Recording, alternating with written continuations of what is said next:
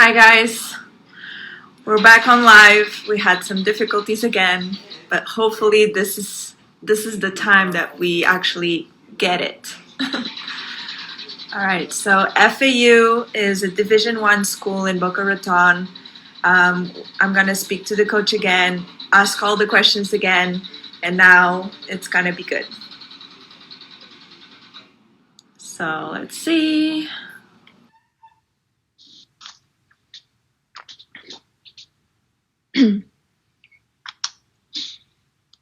She's connecting. Just flip it. All right. Hi again. Okay, the third is the time that we actually get this done. Right? Yes, and now I can make my answers really good. Okay. Thank you again, Coach Caroline, for joining me to this live. You are from a Division I university in Boca Raton in Florida. Before we start, I just wanted to see how are things, obviously regarding coronavirus. How did it affect you? How did it help you? So, as I was telling you before, we were having a really great season. Yeah. The fall was excellent. The girls played a lot of tournaments in Wisconsin, California, Tallahassee, Fort Myers, Miami, and Tulsa. Mm-hmm. And they had wins over Power 10 schools in singles and doubles. So it was a really great fall. And then leading into the spring was amazing season. We were 8-1 and digging into our March, which March for us here is incredibly busy because all the schools come here to play and to train because of the weather. Yeah, and spring break. So right when it hit, we were about to do our big bulk of the season. Did you get to play during spring break or no? Yes, yeah. We played during our spring break, yes. Yeah, okay. Sorry, you mentioned that you're also playing with universities that are on Ivy League and really good schools, like even high-level D1 universities that were coming to Florida, correct? Yeah, our schedule is really pretty heavy. We play Columbia, Princeton, Yale, then like Gonzaga, and then Florida, Miami, USF, UNF. Yeah, we have a pretty tough schedule every year. That's great. I mean, and how is it going to be your next season? Like, do you have a schedule for the next year? Do you know if you're for sure going to play? Do you have any answers on that? I wish I did because it's changing every day. Right now, the ITA said tournaments are as they were and for fall. And then I do have a schedule, but a lot of teams that were supposed to travel here are backing out. And so I think it's just going to be one of these years where we have to be very flexible and very forgiving. Yeah. And school-wise, all the girls are taking online classes. You also mentioned that they're all in their home countries and they're trying to come back, right? Yeah, so about 2 weeks, everybody went home right after, and I'm glad because they were safe with their families. And then I have one girl that is back already, and they'll be slowly trickling in. Okay. And most everybody has online classes, except they have one in-class class. Okay. So there's actually in classes at FAU? So today there are. Okay. It might change every day. Yeah. Because the cases, I mean, I don't want to be negative, but it keeps going up. So hopefully it stops and hopefully everything gets better. Now let's jump a little bit on the questions that I had. What kind of players you're actually looking for? What kind of UTR or national rankings? So we're looking for, obviously we have a crazy strong schedule. We played many power schools, so we really need a girl with international ITF experience. And not just 1 year, like, doing it for many years, even WTA experience. And then as far as each specific country, obviously some countries are stronger in tennis than others. So we've, come up with some data that is showing us that, okay, if this girl was ranked top 5, then wow, she would be a perfect fit for us, tennis wise. Yeah. And then UTR is a great tool because it's a great baseline for us. We have come up with a couple of things, and that is that somebody under a 9 is not a good fit for us. Okay. But that is definitely not everything. And as you know, there's some. Yeah, because a player can be a number 8, but if you see the national ranking is really high, or if that player didn't play that many ITFs, and that might be the reason that her UTR is a bit lower. Exactly. We look at the big picture and put everything together. Correct. Yeah, so we talked about the UTR. What do you think about it? I know it has a little bit of it's not perfect, as we mentioned, but it helps a lot in regards to knowing what kind of player that is. Also, because you said that the national rankings are so different from each country, they vary so much. So UTR definitely helps you guys, and even us. Yeah, it's the first place, when I get a video or I get information, I go there first, and we analyze over the last, 3-4 years of what they have done in tournaments. How close were their matches against better people, or are they taking care of business, or is it really close with people they should be beating? Right. I love it. And I think even for, I have some of my close friends have daughters that are tennis players. And I think that the UTR Fit tool is amazing because, can you hear me? Yeah, I can hear you. Okay, because you can plug in what your UTR is, where you would like to play on the team, what area of the country you would like to be in, and it prints out a whole list of all the schools that you would be eligible for, have a start with. And I think that tool is really invaluable. Also for junior coaches, because I think a lot of junior coaches give some false, I don't want to say false hope, but false ideas, of places that they could play. You could play for Stanford. Well, yeah. It also depends on what kind of grades they have. So it's not just tennis.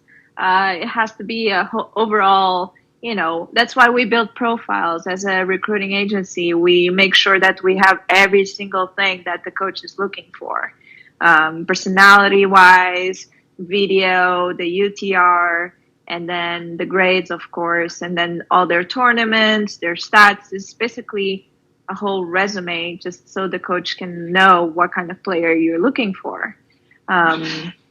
Your services are, your service is super helpful because of that, because you don't, that what our minimum GPA is. And so you're able to send us, you can't send us certain people because of that, even if they're the most amazing player. Yeah. Also, I remember that you only give full rides or nothing at all. So talk to us about that. We have 8 full scholarships, and there's no partial, there's no splitting it up, nothing like that. So 8 full scholarships, and that scholarship covers everything. Room, board, food, Adidas clothes, shoes, string, travel, coach, and if you want to go play ITFs. I was going to mention that. Yeah, we can sponsor you to go play ITFs, and we have a coach with you, and we are basically taking care of everything for you. So the coach also goes to the international tournament. What if it's from another country, the tournament? The coach will go. Well, we'll go to U.S., Mexico, or Canada. Okay. Yeah.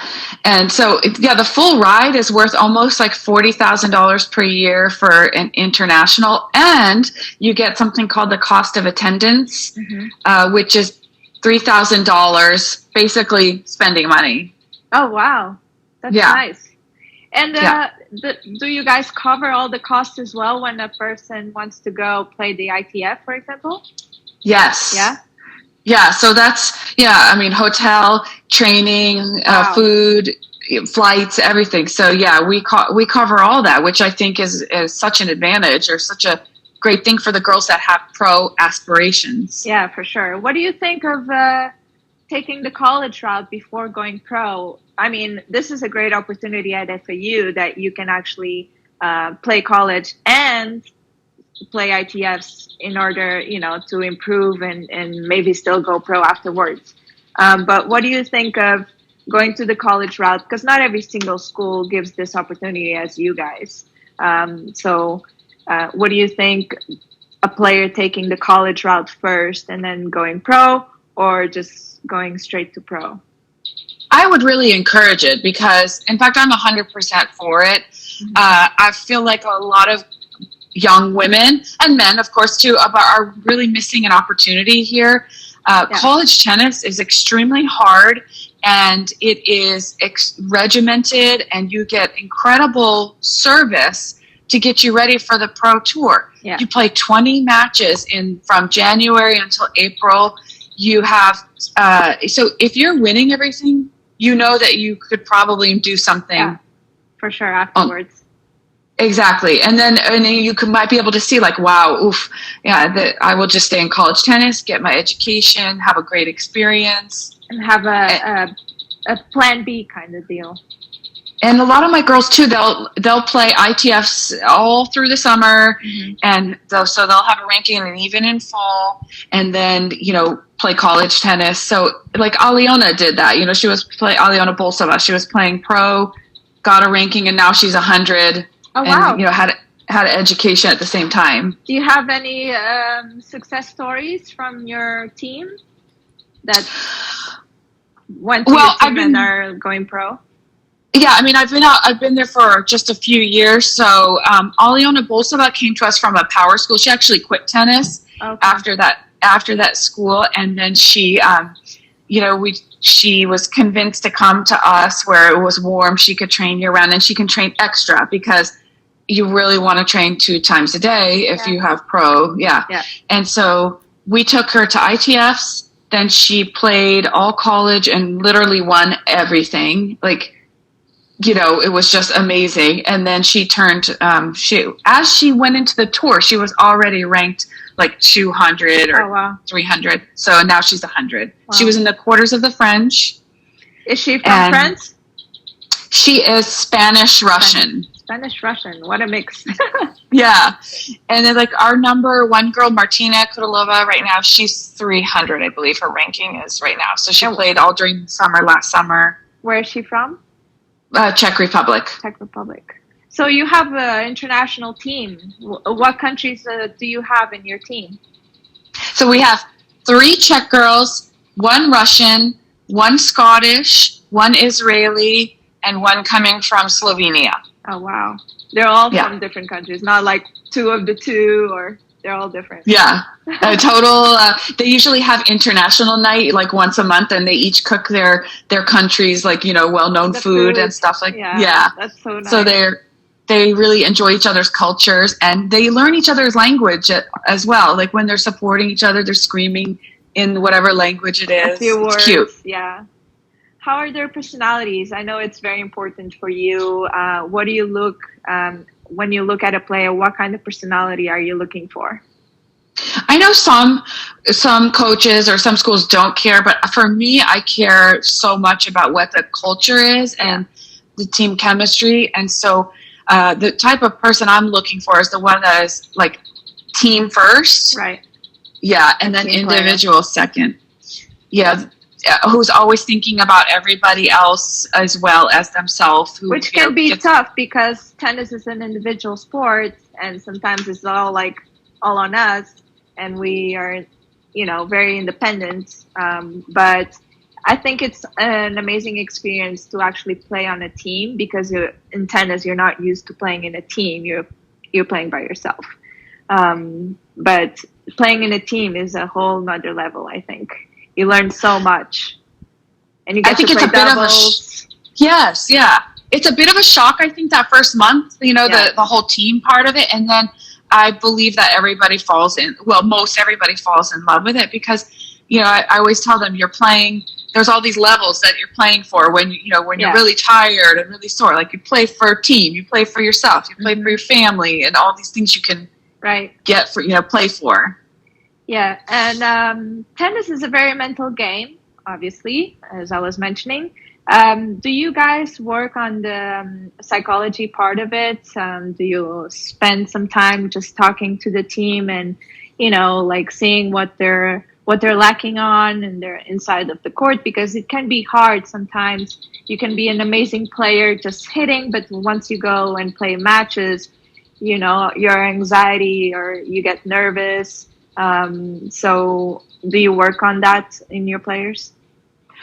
Yeah. So a lot of people ask me, what's the difference between this school and your school? Or why did you were up on 5 courts and then you lost the match? And that's it right there. Mental. Everything is mental. And so yes, we work on it every day. There is something mental in the practice. We also do journals before practice, after practice, visualization, meditation. And then we'll even do things like I put them in stressful situations on the court, like, you got to get this serve in, otherwise, blah, blah, blah.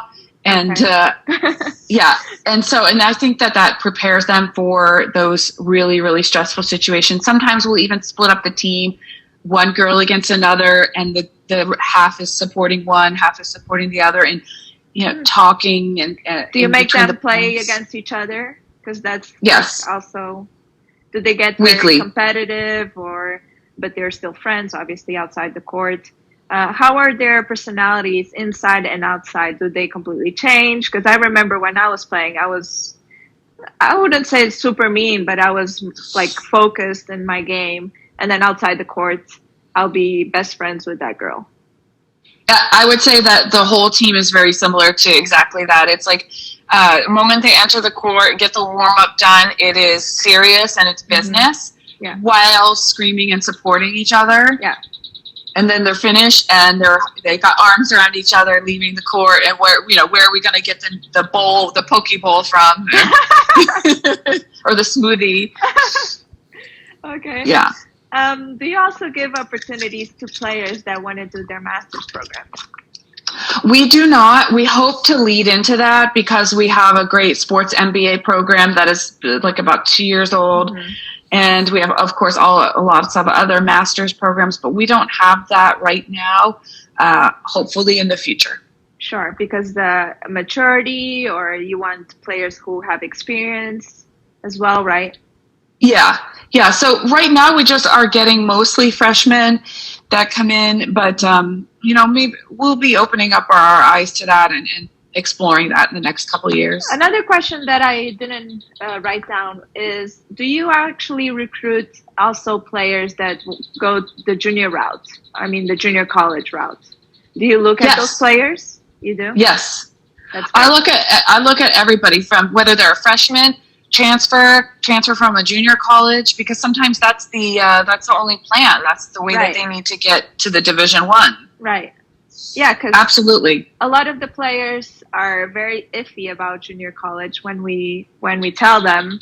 But I think it's a great opportunity. If you really want to go to a D1, you will prove in 2 years going to a junior college, and your grades are probably going to be better because, school-wise, you already have the GPA in the U.S. system, and also you already know how to play in a team, and you already know how it works, basically. So I think it's an easier process of going to a junior college and then transfer to a D1, D2, whatever school you're looking for. Correct?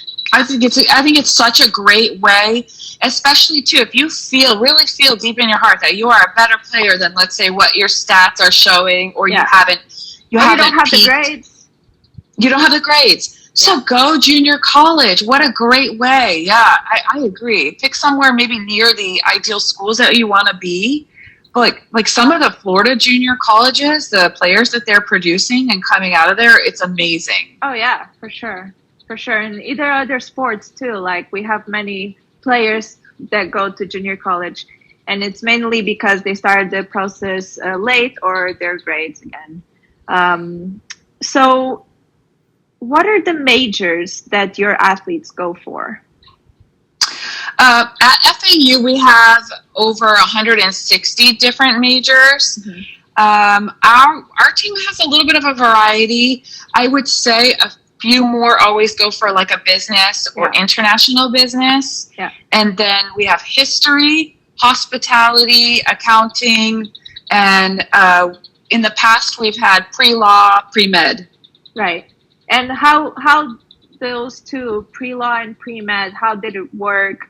Was it easy for them? Because they're probably having tougher classes to go to. How was their schedule? Talk to us about it. I like that you asked that because, and that's something to think about if you're a player that's interested in that. You need to make sure with the coach that they have some flexibility in their mind to accommodate that. For instance, we had a girl that towards her senior year they have very limited classes for pre-med, right? It's at a certain time, maybe in the middle of practice. Right. Or she had exams that were insane hard and she had to prepare for. Exactly. So we would arrange her schedule. We would give her privates or semi-privates, early morning, late evening to accommodate this. It's not a problem. You just need to make sure that the school that you're going to is willing to support that. Yeah. That's awesome. And I know that you mentioned that you have the practices in the morning, and most likely the girls will have their school classes in the afternoon, and then they just can, do whatever in the afternoon, but you focus in tennis in the morning, which I think it's an amazing idea. Yeah, I mean, listen, like there's a reason why people who are successful in business, they get up at 5 a.m. and they go and work out. Yeah. Or you feel, even a stay-at-home mom feels better when she's a better mom when she gets up, does some exercise, and is on with the day. And so we had experimented doing both, and that it's funny, the semesters that they had morning practices, they had much better grades than afternoon practices. And also, if they want a second round in the afternoon, all they have to do is ask. There's some want private lessons. Some of the girls that are playing pro need a second round. Do they ever go practice by themselves too? Yes. Yeah. A lot. That's great. At least my team does. I sometimes I'm leaving work or I'm coming earlier, coming midday, and I see them out on the course or I see them out on the track. Yes, my team is these particular girls are really motivated. Yeah, that's awesome. All right, so now I have a few questions from athletes. So Supersonic asks, what is important to have for you to have a scholarship? Is it the grades? Is it tennis? And what kind of SAT and TOEFL you're looking for? Tennis, obviously you have to be good enough to be on our team. And then TOEFL is more than an 80. And I believe that they're also taking some Duolingo scores now because of COVID. And then SAT really should be above a 900, especially if you have a high GPA. Then it's more flexible. It's kind of weighted. So if you have a high GPA, you could have a lower SAT or vice versa. That's actually not bad. 900 is not bad at all. Okay. No. Jovsik says, what's the team's GPA? 3.8, I believe, is our 3.8 or 9 is our team GPA. You have really good students in your team. Yes, we were like one of the top 2 or 3 teams in the school and then top 10 in the country. That's amazing. That's amazing how they can be really good students and be really good athletes. Yes. Avangel 1 asks, what are the top qualities of a student athlete that you're looking for? Oh, that has so many different categories underneath it, but I would say somebody that has a team first mentality. Sure. Okay. And then obviously somebody that has some goals, whether they want to get their education and play tennis at the same time, some specific goals, not just coming there to party. Right. And I mean, it's hard sometimes because you're young and, there's the beach and there's, college life. But yeah. And then there's, a fun coach too. Do you have fun with the girls all the time? We have fun, and if there's good chemistry and is there a great motivation, it's more fun for me. I don't like to go to a practice and coach where nobody's talking or everyone's real stiff and stuff like that. I don't like that either. So I want to make it exciting, interesting, competitive, motivating. Yeah. That's awesome. Curly02 asks where to send a recruiting video if you're interested at FAU. Again, I will answer that question. Send it to us. We'll look at the video. We'll see if you qualify to FAU, because not every single player will qualify. And once we see your video, you can DM us or try to reach out online on our website. And then we'll look at the video. We'll see if you qualify for FAU. If not for FAU, there's plenty of schools in the US that you probably will qualify. As you mentioned too, you can go to a junior college and then transfer if your grades are not that great. So we'll have to look overall and see where you would fit. And I would say, Priscilla, last year, and you might even have better data on this, I think there was something like 160 schools searching for players like days before the school was starting. So there is especially for females, there's a female tennis player shortage. Yes. And there is a school for you. Open your mind, check your ego away, and work with a recruiting company. And, there's great opportunities. Like I said, my friend, her daughter went to a small school in the middle of the country, best 4 years of her life, the connections that she made, great experience. Yeah. And most coaches are actually looking for international players, correct?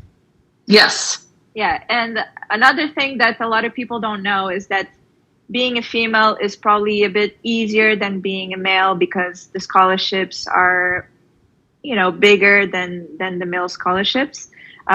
So for females, yes, maybe the recruitment process can be a bit delayed, but for men, we always tell them start as soon as possible, so that the coach knows you and gets to see your stats overall and see your progress, correct? Like, wouldn't you like to know a player who's contacting you today but is only coming in 2 years? I love that, because we can sort of track them, get to know them, make sure that their personalities are meshing with each other. Right. And I think it's really important. Start as early as you can, at least 4 or 5 years, and get the process going, and reach out to companies such as yourself. Thank you. All right, let's see the questions here online. I'm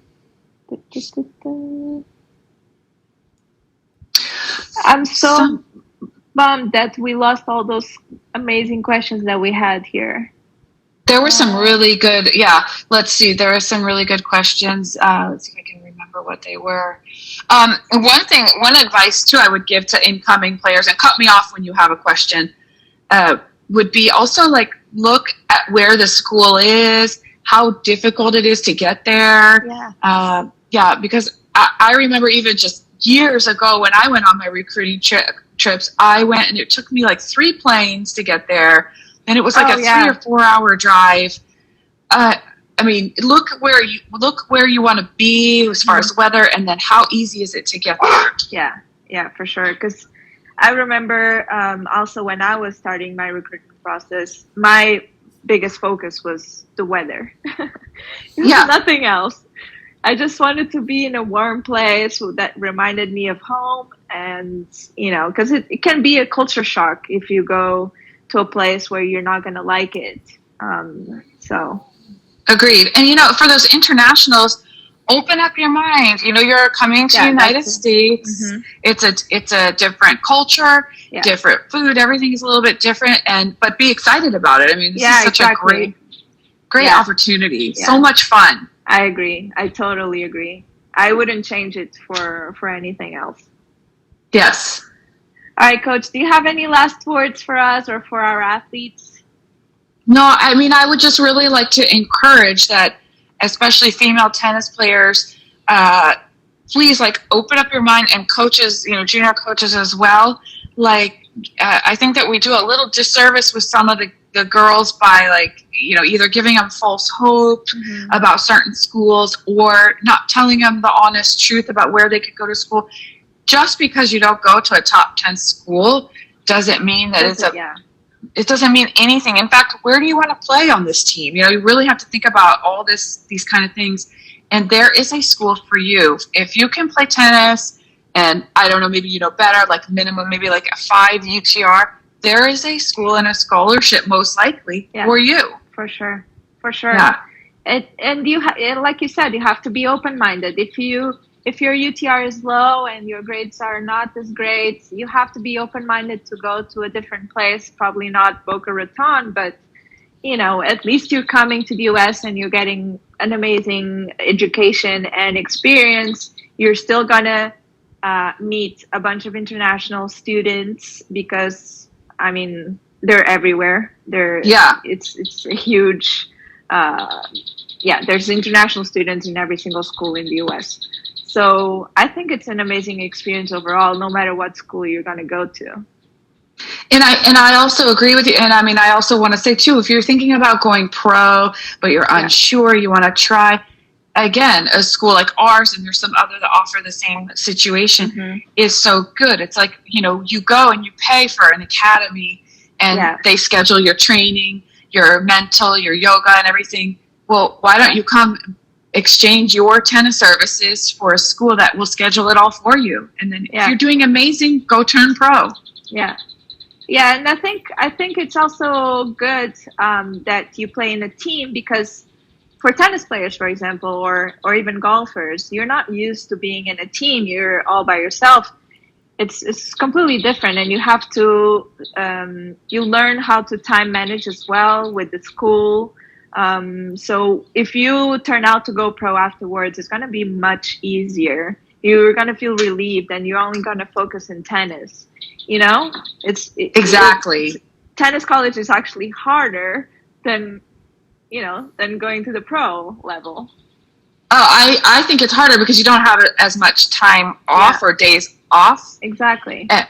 And also, think about your major and where you want to be with this major. If you are, let's say, majoring in hospitality and you're in the middle of nowhere where you can't even internship or anything like that, someplace, and I'm just using Florida as an example. This is a tourism mecca. So hospitality, like our hospitality major, she's interning in like 6 different areas and hotels. And it's insane. Or pre-med. You get to know these people here, the director of medical school who's watching your tennis and things like that. I mean, it's just a great experience. Yeah, for sure. I agree. I totally agree.